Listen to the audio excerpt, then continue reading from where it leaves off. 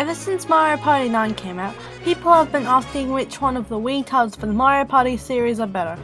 I will be reviewing 5 mini-games from each, how the game plays out, the board play, the modes, and the characters. I will not count graphics because graphics don't make a game. First, let's start with the board play. Mario Party 8 sticks true to tradition with a board that loops and star places. The gimmicks on how to get a star for each board are also very creative. I especially like how you get stars in Koopa's Tycoon Town and Bowser's Warped Orbit. The boards are also very nicely designed and the events in each board can really cause havoc, and that is a main thing in the Mario Party series, havoc, but we'll get to that later. Mario Party 9 board play is, in one word, horrible, but let's go into detail, shall we? You are on a straight path to the end. I wouldn't have a problem with this if you weren't travelling with your opponents. The main dice has changed, there is no coins or stars to collect, and there is no mini-games in between turns due to there being no turns. Turns feel so slow compared to the other Mario Parties, and there is nothing to trip up your opponents and hardly anything to cause rage. And rage and friendship ruining is part of the Mario Party series! Why did they remove it? The only way to get angry at others is them winning a mini-game, and there are no more ties, which is really unfair. If 2 people died in a mini-game with only a fraction of a second between each other's deaths, then it's a tie, which is, not a tie, which is pretty stupid. There are no DK spaces, but there are Bowser spaces, which is also stupid. Taking risks is cool and all, but this is a risk they should not have taken. Changing the board play formula just about ruins the game.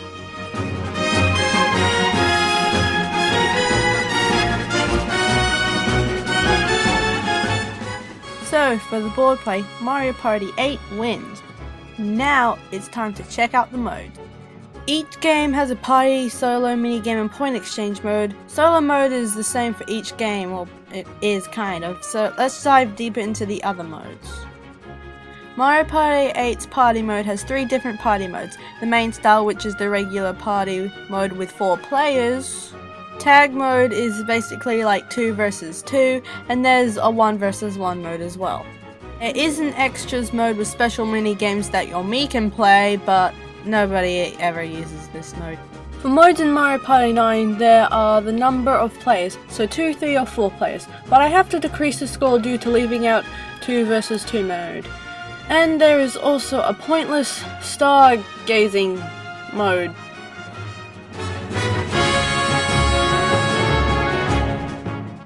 So for the party mode, it's a tie.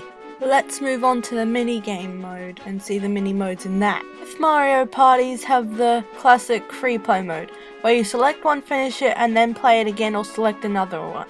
And the mini-games are arranged neatly so you can easily find one. Each game has a 10 mini-game challenge. The minor difference is that on 8 you do your best in those mini-games for points, while on 9 you do it to see how fast you can complete them. Round Showdown and Step It Up are practically the same. The first person to get this many wins, wins.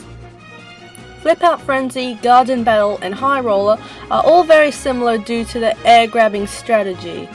Say if you win, you get to grab more area than another person. Tic Tac Drop is a battle to see who can get 3 in a row via minigame wins. And Choice Challenge makes you compete against others in minigames, but you get to choose 3 out of 5 minigames. So for the minigame modes, it's a tie as well. Now it's time to put minigames up against each other. First, minigames are Rotation Station versus Piddle Putter. The first minigames may seem like weird minigames to put up against each other, but they share some similarities. If you fall, you have to start all over. Rotation Station puts your platforming skills to the test while controlling the camera. Challenging but not annoying, and it's fun. Piddle Putter is very rage-inducing, and what is worse is that it is in the time trial 10.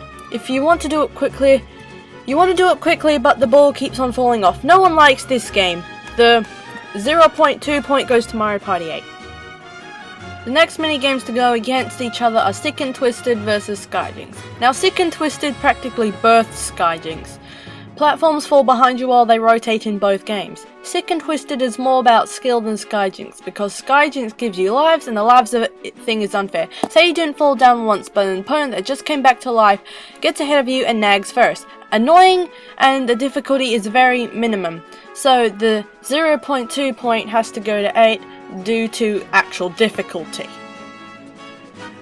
Next one is Crops and Robbers vs Zoom Room. Crops and Robbers vs Zoom Wood is also a weird combination for a battle. It's because there aren't any 2 vs 2 games in 9, so I had to settle with a 1 vs 2 minigame. Crops and Robbers is a waiting game. One player has to wait for the other to finish so they can both advance. It may be just me, but this is one of the most boring minigames in 8. Zoom Room is one of the more challenging and skill-oriented minigames in 9. The 0.2 point goes to Mario Party 9.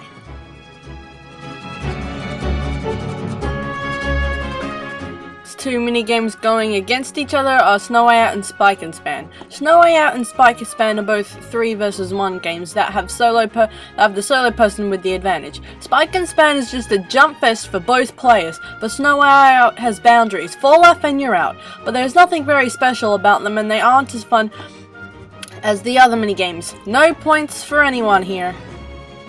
Yay! Now for the boss minigames. Superstars Showdown vs Bowser's Block Battle. Now the final boss minigames, Bowser's Block Battle, is very creative, but all you mainly do is throw dice and on occasions dodge attacks. Very little skill is involved and I have never seen any rage-inducing moments in it. Superstars Showdown wants you to be fast at taking down Bowser and dodging attacks, so there is some skill involved. Sometimes you even have to ditch your magical ball thingy just to dodge an attack, but it gets somewhat tedious. This is a tie too, no points. Now for the final point, characters. But I bet you're thinking, the Mickey Games characters don't matter. Oh, but they do.